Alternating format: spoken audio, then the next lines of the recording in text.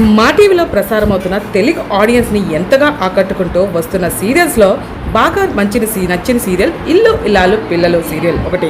ప్రముఖ Telugu channel star మాలో ప్రసారం అవుతుందని ఈ సీరియల్ జనాల్ని బాగా కూడా అలరిస్తుంది.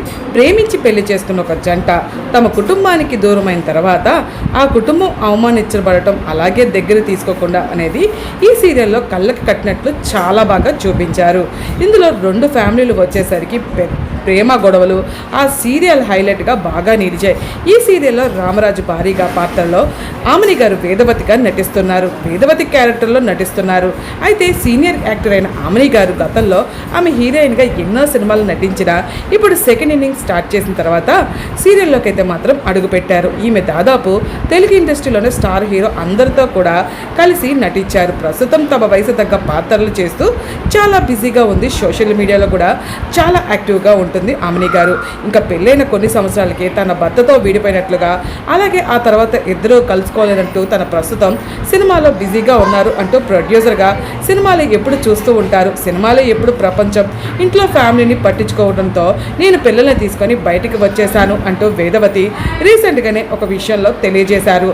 ఇంకా వేదవతి రియల్ లైఫ్లో ఒక పాప ఒక బాబు ఉన్నారు. పెళ్లి తర్వాత తన భర్త సినిమాల్లో మరియు సీరియల్స్లో నటించకూడదని ఒక కండిషన్ పెట్టారని చెప్పుకొచ్చారు.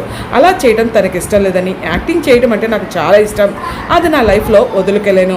అలాగే నా భర్త 5 సంవత్సరాలు మాత్రమే కలిసి ఉన్నారు. తర్వాత తన ఫ్యామిలీకి పట్టించుకోకపోవడం వల్ల మేమిద్దరం విడిపోయినట్లు తెలియజేశారు. ఒకవేళ మీ భర్త మళ్ళా తిరిగి వస్తే మీరు కలిసి ఉంటారా అని అడిగితే ఆమెను మాత్రం నేను ఉండను, ప్రస్తుతం నా ఆలోచన అంతా కూడా నా పిల్లల మీదే ఉంది అంటూ చాలా క్లియర్గా చెప్పుకొచ్చారు ఆమెని గారు. ప్రస్తుతం ఇల్లు ఇల్లాలు పిల్లల సీరియల్తో పాటు ఆమెని మరోవైపు వెబ్ సిరీస్ సినిమాలో కూడా నటిస్తూ బిజీగా తన లైఫ్ని అయితే మాత్రం లీడ్ చేస్తున్నారు. మరి ఇల్లు ఇల్లాలు పిల్లల సీరియల్ మీరు ఎంతమంది ఫాలో అవుతున్నారండి?